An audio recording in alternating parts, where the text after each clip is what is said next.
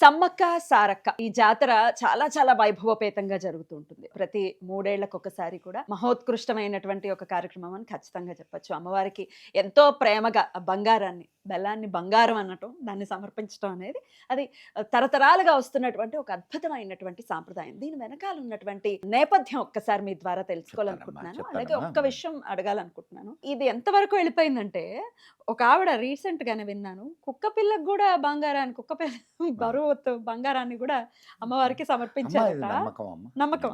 నమ్మకం. ఎవరి దాన్ని ఎలా నమ్మకం చూస్తారు? దాని తప్పే ఉంది. ఆ, ఇప్పుడు నీ నమ్మకాన్ని ప్రశ్నించడం తప్పమ్మా. ఆ, నీ నమ్మకం నీది. ఆ, కానీ నా నమ్మకమే కరెక్ట్, నీ నమ్మకం తప్పు అనడం తప్పు. తప్పు. కానీ నీ నమ్మకాన్ని ప్రశ్నించకూడదు. Right. ఓకే. దీని నేపథ్యం ఒక్కసారి. అమ్మ, ఇది 13వ శతాబ్దానికి చెందినటువంటి విషయం. ఇక్కడ మనం సమ్మక్క సారలమ్మ ఈ జాతర ఏదైతే ఉందో, ఇటువంటి జాతరలు దేశం మొత్తం మీద అనేక గిరిజన తెగల్లో అనేక రూపాల్లో ఉమ్, అంటే వివిధమైన ఉమ్, వీధిలో జరుగుతాయి. మనకు గొప్ప విషయం ఏమిటంటే వాళ్లకు కూడా ఒక సంస్కృతి ఉంది, వాళ్లకు కూడా స్వేచ్ఛా స్వాతంత్ర్యాలు ఉన్నాయి, వాళ్లకు కూడా ఆరాధనా విధానాలు ఉన్నాయి అని చెప్పేటటువంటి సంఘటన అద్భుతమే ఈ మా సమ్మక్క జాతర. సారలమ్మ జాతర. జాతర. 13వ శతాబ్దంలో కోయ ఆడపడుచు సమ్మక్క. అందరూ ఏమనుకుంటారంటే సమ్మక్క సారలమ్మ ఇద్దరు అక్కా చెల్లెళ్ళు అనుకుంటారు. కాదండి. కాదు కాదు. ఉమ్, ఉమ్, సమ్మక్క ఒక వేటగాడు వేటకు వెళ్తాడు. వేటకు వెళ్తే అక్కడ ఒక పులితో ఆడుకుంటూ ఉంటుంది ఒక చిన్న బిడ్డ. ఆమె పుట్టుకకి ఏ విధమైన ఆధారాలు లేవు. సీతమ్మ తల్లిలాగా. అంటే ఉమ్, ఆమె పుట్టుకే పులితో ఆడుకునే పుట్టుక. ఉమ్, ఆ తర్వాత ఆ పులి వెళ్ళిపోయిన తర్వాత ఆ బిడ్డను గూడానికి తెచ్చుకొని పెంచుకుంటారు. ఆమెకు గూడెపు పెద్దలందరూ కలిసి సమ్మక్క అని చెప్పి నామకరణం చేస్తాడు. ఆమె మంచి ఫైటర్ అవుతుంది. అండ్ అన్ని తెగలని, అంటే గిరిజన తెగలు అనేకం ఉన్నాయి. గుత్తి కోయలు, వీళ్ళు కోయ, గుత్తి కోయలు, గోండులు, చెంచులు, అనేక రకాల తెగలు ఉన్నాయి. ఉమ్, ఉమ్, వీళ్ళందరినీ ఏకత్రాటి మీదకు తీసుకువచ్చినటువంటి ఒక బలీయమైన శక్తి. అద్భుతం. బలీయమైన శక్తి ఆమె. ఆమె ఆ గిరిజన తెగల రాజు ఒక ఆయన, పడిగిద్ద రాజు. ఈ పడిగిద్ద రాజు ఆమె చాలా అందంగా ఉంటుంది. సమ్మక్క. సమ్మక్క. ఉమ్, పడిగిద్ద రాజు వచ్చి ఆమెను పెళ్లి చేసుకుంటాడు. వాళ్ళకు 3 పిల్లలు పుడతారు. దాంట్లో మొదటి పిల్ల సారలమ్మ. ఉమ్, తల్లి కూతుళ్ళా? ఆ, తల్లి కూతుళ్ళు. ఓకే. అండ్ కుమారుడి పేరు జంపన్న. Hmm. ఇంకొక అమ్మాయి పేరు నాగులమ్మ. నాగులమ్మను గురించిన ప్రశస్తి మనకి ఎక్కడా కనిపించదు. కానీ Hmm. జంపన్న అండ్ సారలమ్మ వీళ్ళిద్దరు కూడా గొప్ప వారియర్స్గా తయారవుతారు. ఉహు. వేట వాళ్ళకి ఎదిగదమ్మా. అవును, అవును. యుద్ధ విద్యల్లో వీటిలన్నిటిలో వాళ్ళు చాలా చాలా ఆరితేరి ఉంటారు. ఆ సమయంలో కాకతీయ రాజులు, 13వ శతాబ్దం అంటే కాకతీయ రాజుల అంతే కదా. సమయం. ఉమ్, కాకతీయ రాజులు వాళ్ళ దగ్గర పన్నులు వసూలు చేయడానికి వెళ్తారు. ఉమ్, పన్నులు వసూలు చేయడానికి వెళ్తే వాళ్ళు వ్యతిరేకిస్తారు. అడవి మీద ఆధారపడి బ్రతికే వాళ్ళము, మాకేమి అంతే కదా. వ్యవసాయము, వృత్తులు ఇంకేం లేవు, ఉమ్, అడవే మా తల్లి, ఉమ్, మమ్మల్ని కాపాడుతున్నది అడవి, మా దగ్గర బంగారాలు ఇవన్నీ ఏముండవు, ఉమ్, సొమ్ములు బంగారాలు ఇవన్నీ ఏముండవు, అడవి తల్లి మీద మేము బ్రతుకుతున్నాం, మీకు పన్నులు ఏ విధంగా కట్టగలం అని అంటారు. ఉమ్. నువ్వు అవన్నీ మాకు తెలియదు, నువ్వేమైనా సరే మీరేమైనా సరే పన్నులు కట్టాలని చెప్పి కాకతీయ రాజులు సైన్యాన్ని పంపిస్తారు. సైన్యంతో భయంకరంగా పోరాడతారు అందరూ. అప్పుడు 1,00,000 సైన్యాన్ని, గిరిజన సైన్యాన్ని, 1,00,000 సైన్యాన్ని ఏకత్రితం చేస్తుంది ఆమె. అద్భుతం. కాకతీయ రాజులు ఉమ్, వాళ్ళకి గుర్రాలు, ఏనుగులు అండ్ weapons. వెపన్స్, ఉంటాయి అనేక కదా. రకాల ఉమ్. అంటే fully equipped. Yes. These people are గిరిజనులు, ఏమీ లేరు. అయినా సరే అణచివేతకు వ్యతిరేకంగా పోరాడినటువంటి జాతి అది. ఇది మనం మనం ఆమె దేవత అవన్నీ ఓకే, ఉమ్, కానీ ఆ ఆ సంఘటనల ద్వారా మనం ఏం తెలుసుకోవాలి? ఆ సంఘటనల ద్వారా స్త్రీ స్వాతంత్ర్యాన్ని మనం తెలుసుకోవచ్చు. ఆ సంఘటనల ద్వారా స్త్రీ యొక్క వీరత్వాన్ని మనం తెలుసుకోవచ్చు. ఆ సంఘటనల ద్వారా సమైక్య పోరాటాన్ని గురించి మనం తెలుసుకోవచ్చు. ఆ సంఘటన ద్వారా మనం ఒక అణచివేతకు ఎదురొడ్డి నిలబడడం మనం నేర్చుకోవచ్చు. ఇవి మనం నేర్చుకోవాల్సింది. అదే. ఆ యుద్ధంలో ఉమ్, అప్పటికి ముందే పడిగిద్దరాజు మరణించుకుంటాడు. ఉమ్, అప్పుడు సమ్మక్కే వీళ్ళకు నాయకత్వం వహిస్తుంది. సారలమ్మ యుద్ధంలో సమ్మక్కతోటి ఉమ్. ఆ, సైన్యాధ్యక్షురాలు ఆవిడ. సైన్యాధ్యక్షురాలు. ఉమ్, ఉమ్, అండ్ జంపన్న, ఉమ్, ఈ రోజుకి జంపన్న వాగ్ అంటారు అక్కడ. ఉమ్, ఉమ్, అక్కడ వాళ్ళు ఈ మేడారం దగ్గర యుద్ధానికి సిద్ధం అవుతారు. భయంకరమైన యుద్ధం జరుగుతుంది. ఉమ్, అయినా ఉమ్. ఇప్పుడు ఎక్కువప్పుడు సైన్యం అది. అవును. వీళ్ళ దగ్గర కత్తులు బళ్ళాలు ఏం లేవు. వీళ్ళ దగ్గర ఉన్నాయి బాణాలు. ఎంతవరకు నిలబడగలదు? Yeah, yeah. మొట్టమొదట ఈయన జంపన్న ఎదవుతాడు.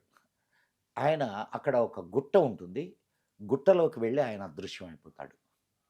తర్వాత సారలమ్మ అక్కడ ఒక వాగులోకి వెళ్ళి ఆమె అదృశ్యం అయిపోతుంది. అంటే శరీరం అంతా గాయాలతో ఇదైపోయింది. ఇక కింద పడిపోలా. కింద పడిపోకుండా అంటే ఆ శరీరం కూడా శత్రువులకు దక్కకూడదు.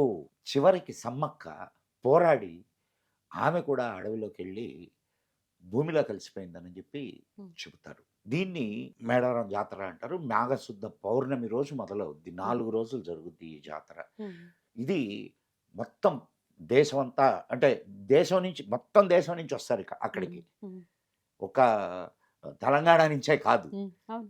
అతి పెద్ద జాతరగా, దేశంలో జరిగే అతి పెద్ద జాతరగా దీనికి గుర్తింపు ఉన్నది.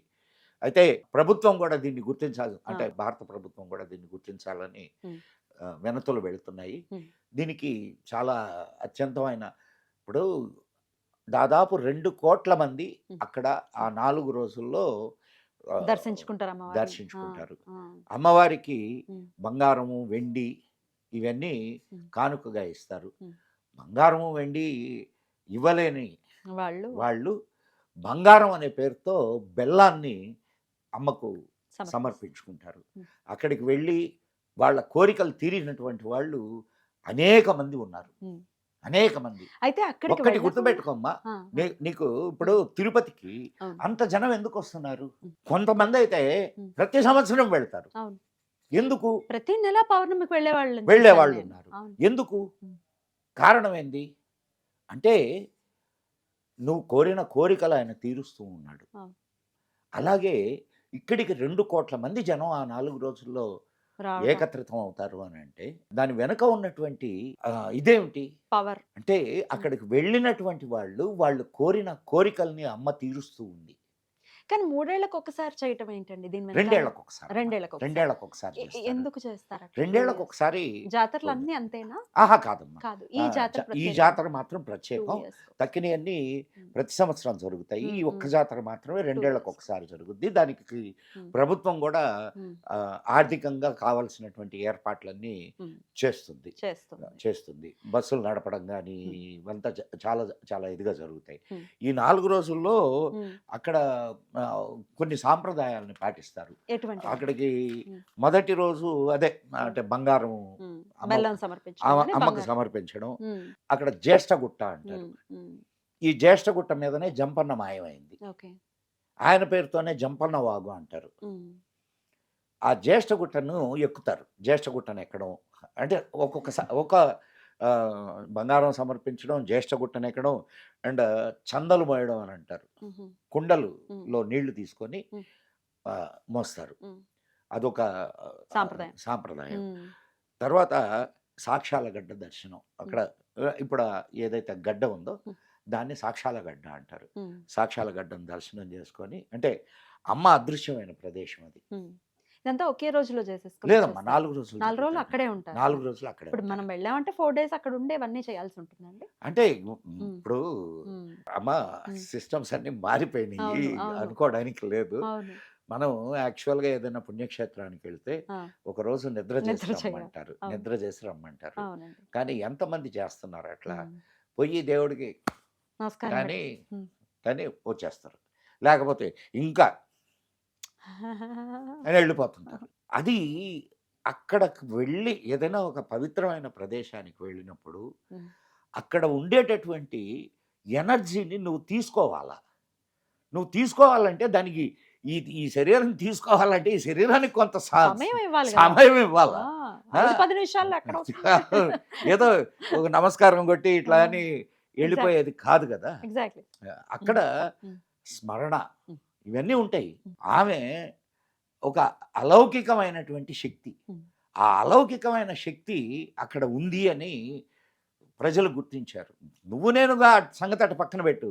దాదాపు 700 సంవత్సరాల నుంచి ప్రజలు ఎంతో నమ్మకంతో కొలుస్తున్నటువంటి ప్రదేశం. సరే, ఆ ప్రదేశానికి ఆ గొప్పతనం ఉందా లేదా అని ప్రశ్నించే వాళ్ళు ఉంటారు. ఇంతమంది ఆలోచనలు అక్కడ ఏకత్రితం అయి ఉన్నాయి. అవును. అటువంటప్పుడు దానికో పవర్ ఉందిగా. ఉందిగా. కాబట్టి మనం ఏదైనా ఒక పవిత్రమైన ప్రదేశానికి వెళ్ళినప్పుడు ఆ ప్రదేశంలో ఉన్నటువంటి ఎనర్జీని మనం రిసీవ్ చేసుకోవడానికి కొంత సమయాన్ని అక్కడ గడపాల. అక్కడ ఏ అయితే పద్ధతులు ఉంటాయో ఆ పద్ధతుల్ని మనం పాటించాలా. ప్రతిదానికి ఒక పద్ధతి ఉంటుంది. ఆ పద్ధతి పెట్టిన దాని వెనుక కొన్ని ఉద్దేశాలు ఉంటాయి. వీటిలన్నిటిని మనం అనుసరిస్తూ వెళితే ఖచ్చితంగా అమ్మ అనుగ్రహం దొరుకుతుంది. అలా దొరకాలి. 2 కోట్ల మంది అక్కడికి వెళ్తున్నారు అని అంటే ఎంతమందికి అమ్మ అనుగ్రహం ఉంది అండ్ ఎంతో మంది వాళ్ళు కోరిన కోరికలు తీరడం వలన వచ్చి అక్కడ బంగారం సమర్పిస్తారు. మనం ఈ సంఘటనని, ఈ ఉత్సవాన్ని మనం ఇంకొక రకంగా ఎట్లా చూడాలా అంటే, భారతదేశంలో అణచివేతకు గురైపోయారు, అది ఇది అని చెప్పి మాట్లాడుతుంటారు. గిరిజనులకు కూడా ఒక ఉన్నతమైన స్థాయి ఉంది, ఒక ఉన్నతమైన సంస్కృతి ఉంది. వారికి కూడా ఒక అద్భుతమైనటువంటి పోరాట పటిమ ఉంది అని చెప్పి చెప్పేటటువంటి తార్కాణాలు ఇవన్నీ. అంటే ఈ దేశంలో అణచివేతకు గురి అయింది మానసికంగా, శారీరకంగా కాదు అని చెప్పి చెప్పడానికి ఈ సమ్మక్క సారలమ్మ పండుగ ఉత్సవం చాలా ఒక ప్రతీకాత్మకమైనటువంటి ఉత్సవం. అద్భుతం అండి, అద్భుతం. చాలా దీని వెనకాల ఉన్నటువంటి నేపథ్యాన్ని చాలా అర్థమయ్యే రీతిలో చాలా చక్కగా తెలియజేశారు. అమ్మ, ఒక స్త్రీ ఆదిశక్తి స్వరూపిణి అమ్మ. స్త్రీని మనం ఆదిశక్తిగానే కొలిచాం. పోతన చెప్తాడు, అమ్మలు గన్నయమ్మ ముగురమ్మల మూలపుటమ్మ చాలా పెద్దమ్మ సురారులమ్మ కడుపారడి పుచ్చినయమ్మ తన్నులో నమ్మిన వెల్పుటమ్మల మనమ్మల నుండెడి అమ్మ దుర్గ మాయమ్మ కృతాబ్ధి యువత మహత్వ కవిత్వ వటుత్వ సంపదలు అంటాడు. అట్లా మనం స్త్రీని ఆదిశక్తి రూపంగా కొలిచిన జాతి మనది. కాబట్టి గిరిజన స్త్రీ అయినా సరే ఆదిశక్తి స్వరూపమే అనేది మనం ఇక్కడ అర్థం చేసుకోవాల్సినటువంటి విషయం. ఖచ్చితంగా అండి, ఖచ్చితంగా. చాలా వివరంగా మాకు తెలియజేసినందుకు కృతజ్ఞతలండి. నమస్కారం. ఓం నమః శివాయ.